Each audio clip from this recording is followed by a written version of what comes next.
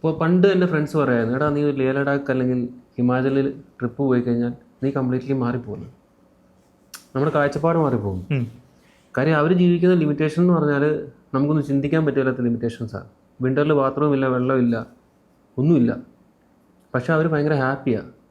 നമ്മളവിടെ ചെന്ന് കഴിഞ്ഞാൽ അവിടുത്തെ വീട്ടിലൊരാളെപ്പോൾ നമ്മളെ കയറ്റിയിരുത്തി എല്ലാം ചെയ്തു തരും. അപ്പോൾ നമ്മുടെ സെൽഫിഷ്നെസ്സും നമ്മൾ വലിയ പുള്ളിയാന്നുള്ള തോന്നലൊക്കെ ഒരുവിധം മനസ്സിലുള്ളതിനൊക്കെ മാറും.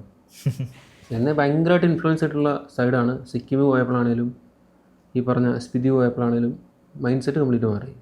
അടിപൊളി മനുഷ്യരാണ്. അതായത് ഇപ്പം ഞാൻ ഒരു പൊളിറ്റിക്കലി പറയുന്നതല്ല, നമ്മളിപ്പോൾ കേരളമൊക്കെ വിട്ട് കഴിഞ്ഞിട്ട് ഇന്ത്യയുടെ ഒരു മിഡിൽ പാർട്ട് ഉണ്ടല്ലോ, ഇപ്പം ഗുജറാത്തൊക്കെ കഴിഞ്ഞ് രാജസ്ഥാൻ, ഡൽഹി, അവിടെയൊക്കെ ചെല്ലുമ്പോൾ നമുക്ക് ഇഷ്ടപ്പെടില്ല സെറ്റപ്പുകൾ. മീൻസ് ആളുകൾ ഭയങ്കര ഹറിഗറി, സെൽഫിഷ്നെസ്, ഒരു തരംതിരിവ്. വണ്ടി കൊണ്ട് വെച്ച് കഴിഞ്ഞാൽ ഏതാ വണ്ടി സേഫായിട്ട് തിരിച്ചു കിട്ടുമെന്ന് നമുക്കറിയത്തില്ല. അങ്ങനത്തെ ലഗേജൊക്കെ അടിച്ചുകൊണ്ട് പോകും, മോഷണം. ഇതൊക്കെ കഴിഞ്ഞിട്ട് ഡൽഹിയൊക്കെ കഴിഞ്ഞിട്ട് നമ്മൾ ചണ്ഡീഗഡൊക്കെ കഴിഞ്ഞ് ഷിംല, ഹിമാചലിലോട്ടൊക്കെ കയറി കഴിയുമ്പോൾ കംപ്ലീറ്റ് മാറും. വേറെ ആൾക്കാരാണ്. ഞങ്ങൾ ഈ ട്രിപ്പിൽ തന്നെ അജിത്തും ബിബിലും പോയിട്ടുണ്ട്. അജിത്തൊക്കെ പറഞ്ഞു, ചേട്ടാ ഡൽഹിയിലെ പോലെ അല്ലല്ലോ ഇവിടെ.